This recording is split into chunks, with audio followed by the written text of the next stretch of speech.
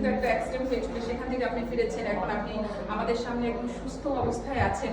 খুব ভালো লাগছে আপনাকে দেখে। এবং এই যে আপনি এনটিভি সংবাদ প্রচার করছেন, আপনার কেমন লাগছে? এবং আপনি সুস্থ হয়ে যেহেতু আপনি এনটিভিতে এসেছেন এবং এই যে বস্তুনিষ্ঠ সংবাদ প্রচার করতেছেন, এবং যেটা না বলে নয় সেটা হচ্ছে যে আল্লাহর রহমতে আপনি খুব সুস্থ আছেন।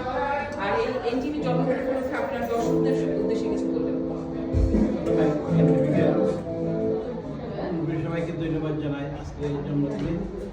বিশেষ করে আমি ধন্যবাদ এবং কৃতজ্ঞতা জানাতে হয় এনটিভি সিও সাবরিনা হোসেন আপুকে, কারণ আমার এই অ্যাক্সিডেন্ট হওয়ার পরেও উনি আমাকে দেখতে গেছেন, উনিকে মুখে তুলে খাওয়াইছে।